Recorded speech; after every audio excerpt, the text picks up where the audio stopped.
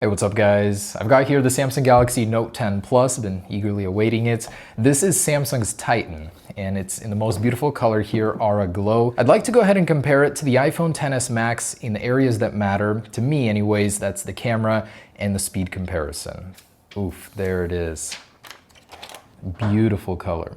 Now, it's one thing to see it in the photos and an entirely different thing to experience it in person. So I really like this look. I like that they're experimenting with new finishes. You know, we've been seeing so many of the static colors. It's very refreshing.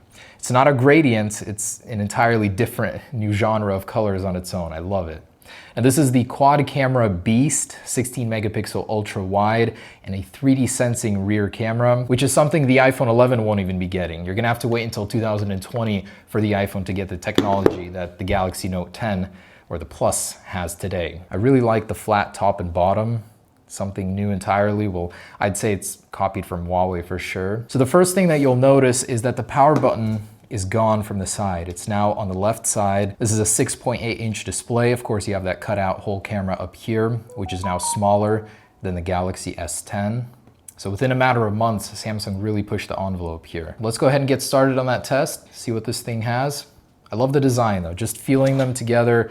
This feels by far way more futuristic than the iPhone XS Max. The bezels are almost non-existent. The bottom chin area is so small now, and hopefully in the future generations, they'll get rid of that altogether. Even so, this thing feels like it's from the year 2025 compared to Apple's, which is frankly getting dated, and this year's iPhone 11 will not offer any consolation from the notch up here. It's sticking around for a whole nother year. Now, this is the world's best display right now. It's won 13 awards. It's the brightest, sharpest, lowest reflectivity.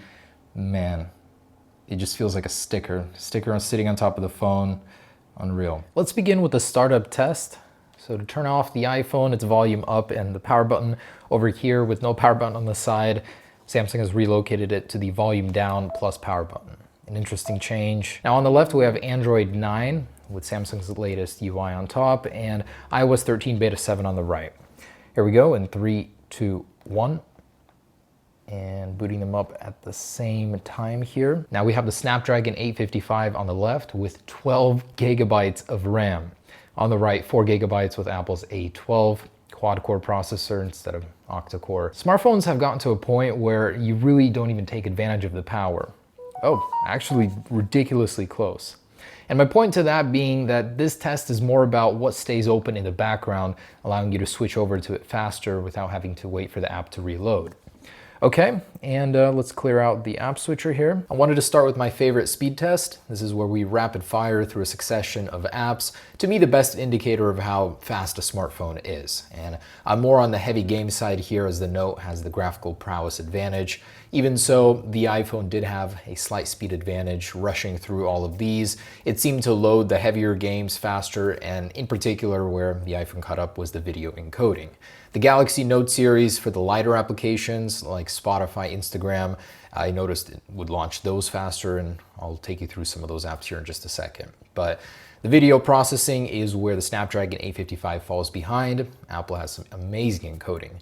First round goes to the iPhone, 2 minutes and 12 seconds, running all of those apps. Very impressive. This is iOS 13, and apparently it should be launching them a little bit faster here thanks to the optimizations.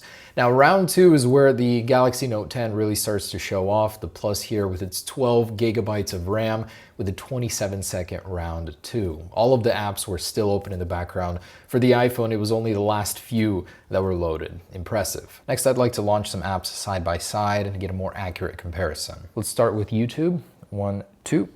And oh, this one loaded fast on the Galaxy Note 10. Moving on to something heavy. 1, 2, 3. And this is definitely going to be something longer to load. So iPhone loaded this one faster with its paltry 4 gigabytes of RAM. That's only going to come into play here in a little bit.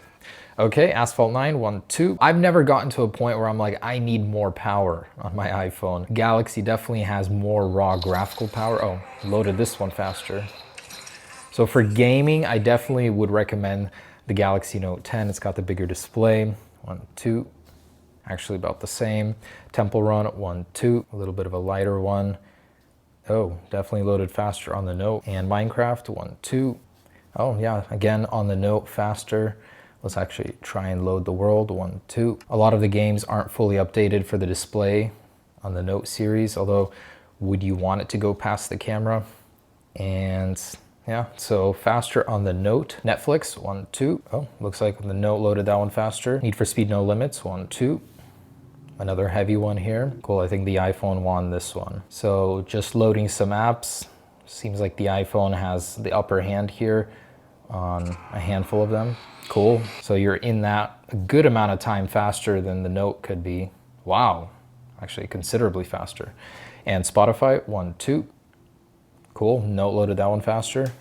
And Instagram, 1, 2. Nope, pretty much preloaded already. And there's that Geekbench. Very, very close, bridging the gap ever so slowly, although the new Apple A13 is gonna take this to new heights. So multi-core score, just a hair behind Apple's, and the single core score, a noticeable difference, but that is not Samsung's fault. The Exynos processor should make this more interesting. I'd say this is a fairly close test, although the iPhone still has the upper hand in single core. So after running that test, let's go through all of the apps, and as you can see, this is where that 12 gigabytes of RAM really comes in handy. The iPhone has to reload these applications. Yep, has to reload Player Unknown, Asphalt 9. This one here is still loaded. Apple has to reload it. Even with 4 gigabytes of RAM, I'm very impressed by the performance of the iPhone XS Max. Obviously, you're getting more for your money here with the Note 10. These are the Antutu results. The GPU is obviously way more powerful here in comparison to the iPhone, and overall fairly close, just a little bit behind. And a test of biometrics. On the left, the in-screen ultrasonic fingerprint sensor. On the right, Face ID. With the screens off, 1, 2, 3.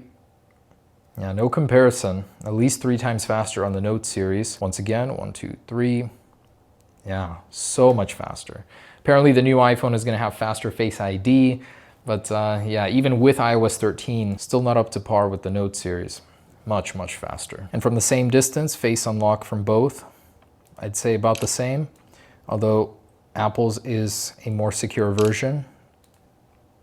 Yeah, about the same speed-wise and animation-wise. Fingerprint sensing is where things really get put on a different level with the Note 10. All right, let's go ahead and test those cameras out. Over here we have the 16 megapixel ultra wide. Both are capable of 4K 60, and just on a general quality test here. Okay, so here's some pop-in colors. Got some magenta, pink, orange. And this is where the Galaxy really shines here, and that's ultra wide. So you click on this magical button and you step back several feet, where the iPhone cannot compete right now. In a month it'll be able to. Right now, the ultra wide seriously just kicks ass on Samsung. I love it. Let's get in real close here. I think Samsung has gotten pretty close to the iPhone in terms of realistic colors. Both really, really great. And here's 2x zoom on this beautiful sunflower. Both are stabilized optically. Both look great. So the pheasant we have over here reminds me a lot of this color. Rainbow shimmer. It's got everything, orange, blue. For some low light, we're here in the den of the dinosaurs. Those guys are truly scary in the background. Let's get some zoom going. I don't know what they're doing here, they don't belong. Oh, look at those guys. All right, let's let them rest. Got this subject far away, the Portland airport. Let's see if we can zoom in on that. That's 2x zoom right there. Fairly stable. And let's go further. And here's 5x zoom. So, as you can see, trying to stay on this airplane here. Fairly stable on both still. At this point, digital image stabilization is taking over here. And the iPhone tops out at 6x zoom. So this is 6x on both. And to me, the Note seems a little more jittery. But you can go even closer, 10x on the Note here, where the iPhone can only do 6. And then of course we have the ultra wide, which allows us to step back even further. I'm impressed. Definitely love the ultra wide. Oh. There's my favorite bridge. So of course I had to get a scene here. The monolith. And man, both are good. Dynamic range, man. Smartphones have gotten so good. Even a few years ago, like, it was unbearable, but now professional quality. I think it's very hard to choose one or the other. Both take very sharp, vibrant photos. Video capability is almost on par. Of course, the Note has the ultra-wide lens and then the 3D camera, which could prove to be quite useful in the future. It comes down to color, temperature, skin tone. For me, that's pretty much the only determining factor between the two. Both are so great. Anyways, I hope you guys enjoyed the review. That's my camera and speed test comparison between the XS Max and Note 10. Let me know what you think down below.